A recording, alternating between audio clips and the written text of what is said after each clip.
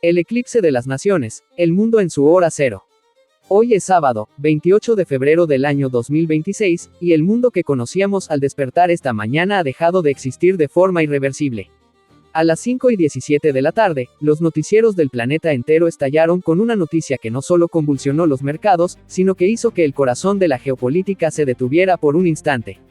El impacto de los misiles en el corazón de Teherán no solo acabó con la vida del ayatolá Ali Jamenei, ese estruendo rompió el último hilo de una estabilidad mundial que ya era de cristal.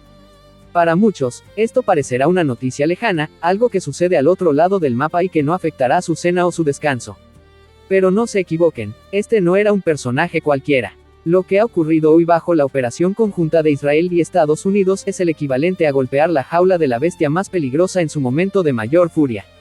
Se ha tocado el epicentro de un poder que hoy es posiblemente nuclear, y cuando se jala de esa forma la cadena de un conflicto de esta magnitud, las consecuencias no se esperan, se sufren. Mientras el humo negro y espeso cubre el barrio Pasteur en Teherán, la humanidad debería estar reflexionando, porque lo que se escucha de fondo no es simplemente el eco de las sirenas de emergencia, es el sonido metálico y frío del reloj de Dios marcando los minutos finales de una era. Bienvenidos a una transmisión de emergencia del canal Evidencias Sud Sin Fronteras, donde hoy no analizamos un titular, sino el cumplimiento de nuestro propio destino. Bienvenidos a una transmisión especial del canal Evidencias Sud. Para el mundo, esto es geopolítica, es el precio del petróleo o una crisis diplomática. Pero para nosotros, esto es la señal de que la Tierra ha llegado a ese estado de madurez que precede a la siega. No estamos ante un evento aislado. Estamos ante el cumplimiento de lo que Juan vio en la isla de Patmos y lo que José Smith advirtió con precisión matemática. El profeta de la restauración recibió una revelación que hoy suena más vigente que nunca. En el libro de Doctrina y Convenios, sección 87, versículo 1, el Señor profetizó que las guerras comenzarían con la rebelión de Carolina del Sur. Eso ocurrió tal como él dijo, y fue la garantía de que el resto de la profecía también se cumpliría. Esa misma revelación asegura que la guerra se derramará finalmente sobre todas las naciones, y que los habitantes de la tierra sentirán la ira de un Dios omnipotente hasta que la consumación decretada haya destruido por completo a todas las naciones. El profeta de la restauración recibió una revelación que hoy suena más vigente que nunca. En el libro de Doctrina y Convenios, sección 87, versículo 2, se nos advirtió que llegaría el día en que la guerra se derramaría sobre todas las naciones. Israel está hoy en el epicentro, tal como fue predicho. El retorno de Judá a su hogar, la restauración de su lengua materna y la aparición del libro de Mormón fueron los avisos previos, lo que hoy vemos en las noticias es la confirmación de que el escenario está listo. Detengámonos a reflexionar en la magnitud de este milagro. Hace poco más de un siglo, era humanamente imposible imaginar que los acontecimientos del Apocalipsis ocurrirían, porque Israel no era más que un recuerdo borroso, una nación desaparecida del mapa por casi 2000 años. Para los críticos de la época de José Smith, las profecías sobre el retorno de Judá eran vistas como las fantasías de un campesino creativo y lleno de ideas fantasiosas. Pero Dios tenía un plan que superaba cualquier lógica humana. En 1841, el apóstol Orson Hyde ascendió al Monte de los Olivos y dedicó esa tierra marchita y abandonada para el retorno de los hijos de Abraham. Pero no fue el único. Otros profetas y apóstoles, como Anton H. Lund y el propio presidente Lorenzo Snow, viajaron en años posteriores a ese suelo sagrado para renovar esa dedicación. Cada uno de ellos se acercaba más a la fecha en que estos acontecimientos estallarían. Orson Hyde fue el primero, pero tras él vinieron otros para orar por una tierra que estaba a punto de despertar tras la tragedia y el horror que trajo Hitler al mundo. Estos hombres de Dios profetizaron bajo inspiración que esa tierra, entonces baldía, florecería y que su lengua muerta, el hebreo, volvería a ser la lengua materna de sus habitantes. ¿Cómo pudo José Smith saber esto cuando Israel ni siquiera figuraba en el mapa? En el libro de Mormón, en el libro de Segundo Nefi, capítulo 25, versículo 17, se registró la profecía exacta que dice, el Señor se dispondrá a poner su mano por segunda vez para restaurar a su pueblo de su estado perdido y caído. Por tanto, Él procederá a hacer una obra maravillosa y un prodigio.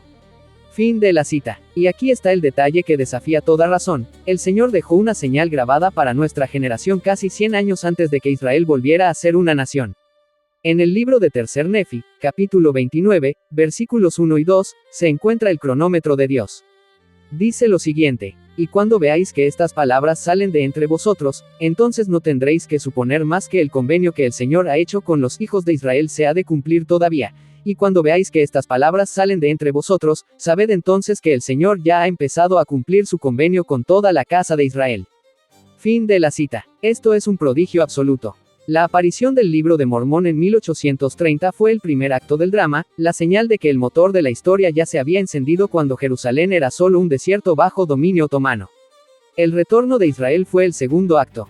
Y lo que hoy vemos en Irán, con la caída de sus líderes y el estruendo de la guerra, es el tercer acto, el preámbulo definitivo para la aparición del Rey de Reyes. Lo que para los críticos era una locura, hoy es una realidad que se cumple ante nuestros ojos. Pero no se engañen, la guerra no es solo con misiles. El profeta Spencer W. Kimball advirtió que nuestro mundo está madurando en iniquidad, y que el pecado es un cáncer que destruye desde adentro antes de que caigan las bombas. Antes de que el uranio queme el aire, ya han explotado en nuestras sociedades las bombas de destrucción masiva de Satanás. El pecado ya no se esconde, se celebra. La humanidad, en su ceguera, ha decidido redefinir la naturaleza misma, llamando a lo bueno malo y a lo malo bueno. Escuchamos bocas que maldicen al Dios del cielo mientras adoran ideologías que destruyen la identidad del ser humano.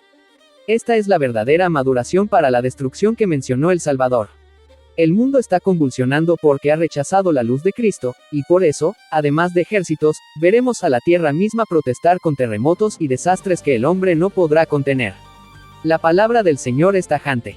En el libro de Doctrina y Convenios, sección 45, versículos 26 y 27, leemos lo siguiente: y en ese día se oirá de guerras y rumores de guerras, y toda la tierra estará en conmoción, y desmayará el corazón de los hombres, y dirán que Cristo demora su venida hasta el fin de la tierra.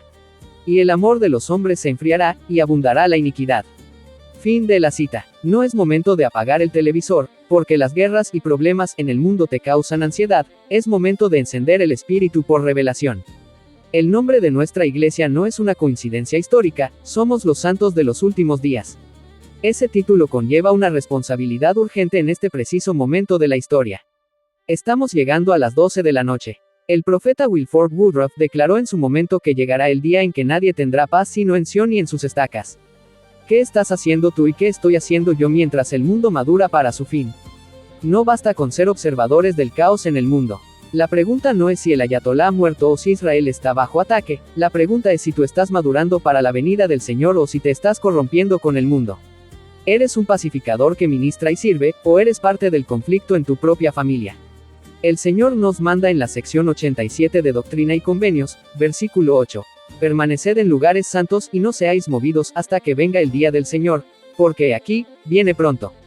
Fin de la cita. No te equivoques, el pecado ha llegado a su colmo y la fragilidad de la paz mundial es solo el reflejo de la fragilidad de las almas que han olvidado a su Creador.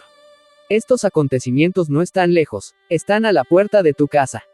Es momento de dejar de ser miembros de domingo para convertirnos en discípulos de cada hora. El tiempo de los gentiles se agota y el Rey está cerca. Prepárate, porque el reloj de Jerusalén no se detendrá hasta que aparezca el Hijo del Hombre en las nubes del cielo.